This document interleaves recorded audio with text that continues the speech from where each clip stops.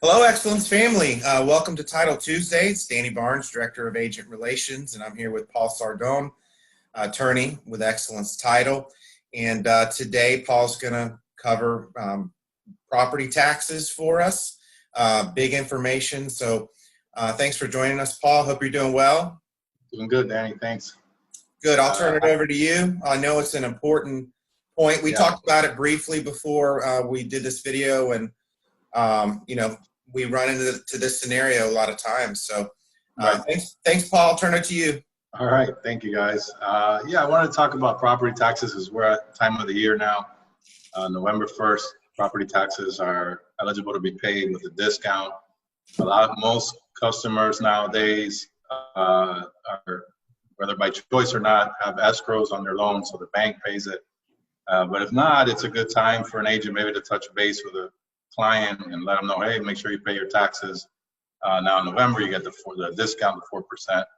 But the important thing, I try to we deal with a lot of legal aspects of property taxes. I deal a lot with property tax deed auctions. Those are more complicated things. I don't think the agents will really get into it. But the important thing that I do see come up all the time that's important to know as real estate agents is when you're looking at properties for clients, and you're looking at the property taxes, one of the important things is if the person let's say you're showing a buyer properties and that buyer is looking at a property and the taxes are $2,000 and that, but you see the previous owner has owned that property since 1975.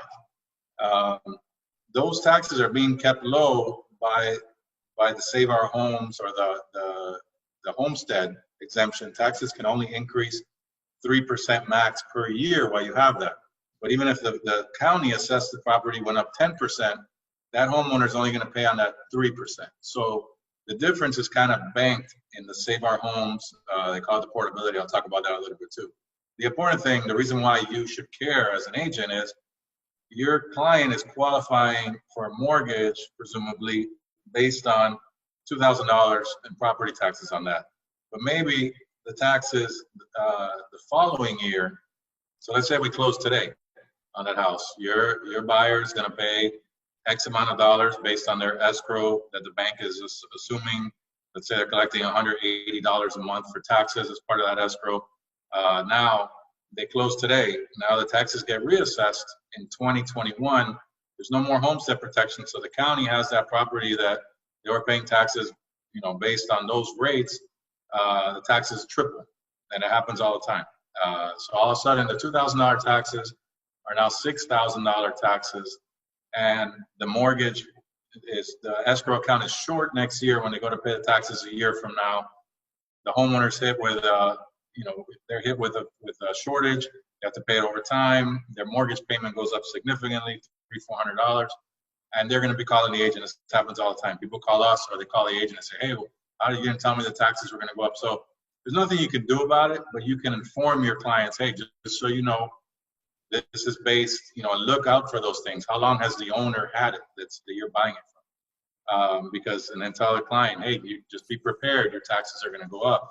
Even though you're going to file homestead exemption too, it starts from that point. You don't get the benefit of their basically banked homestead portability.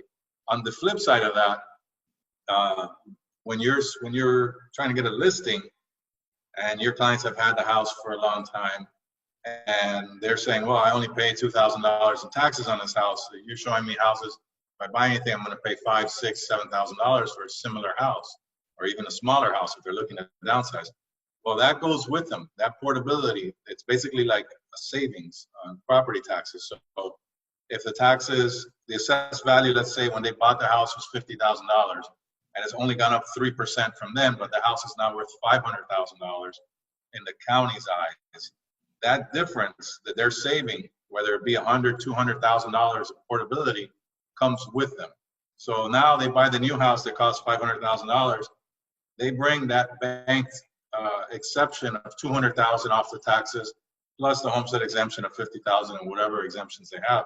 So it works both ways. When you're a new buyer buying a house that somebody's owned for a long time, you can expect to get hit with a tax increase. When you're trying to get someone to list that's had it for a long time, they still get the benefit. It's not exactly going to be as cheap as it was in the other house, but they will pay a lot less in taxes than somebody who doesn't have that saved up. So that's I a did law not, that went. I did not know that. Yeah, that portability is huge. I mean, Wow. that's what moves the market. That's the reason why it was done. Is a lot of people, you know, like you look at somebody like my parents, for example, they bought their house in 1978. They pay, you know, probably $2,000 in taxes. The example I'm giving, if somebody bought that house today, they pay $6,000-7,000. My parents were to downsize and go buy a condo somewhere, you know, and to not maintain a house, they wouldn't. They've always said it, like, well, the tax, and I've showed them, this is how much you would actually pay in taxes, because they have about $190,000 that comes with them off that assessed value with the new property. So that only happens in those scenarios, yeah. I didn't know that. It's almost like kind of like a 1031 exchange tax rate. I know, yeah, with property taxes. Yeah, it's done to encourage people to not just say, oh, I'm never moving because the taxes will go up. So, and that's something that's actually on the ballot this year. It's for 2 years. And they're trying to increase it to 3 years, the portability. So they don't have to even move right away. They can sell the house and they still have that banked exemption for 2 years. It could go, they're trying to see if they'll extend it up to 3 years. I don't know if it'll pass or not. 2 years should be, you know, plenty of time for you to find them something else to buy. Yeah, that's good info. I've been doing this for a long time. I never knew that. The other thing something is, that a lot of people don't realize, and it comes up. It happens a lot. yeah, the other thing is, I mean, pretty simple, but vacant land, new construction. Yeah. Those taxes are based on the land only value. Land value only. When there's a structure on there, then it's. Yeah, and a lot of buyers, you know, a year or a year and a half later are like, oh my gosh. And you got to let your buyers know, because the taxes were just assessed on the land and it's going to go up. You know, I had one. Let them know, like even in an email, because maybe they forget that you told them. Yeah. Hey, just so you know, you can count on the taxes. This is what this property is assessed at. This owner pays X amount because they've had it for this long. But, you know, just so you don't get that angry call a year later, because, you know, the point here is we all want these people to keep coming back and referring their friends and family. So those are, the more you know, the more you tell them, the more they appreciate it, is what my experience has been with that.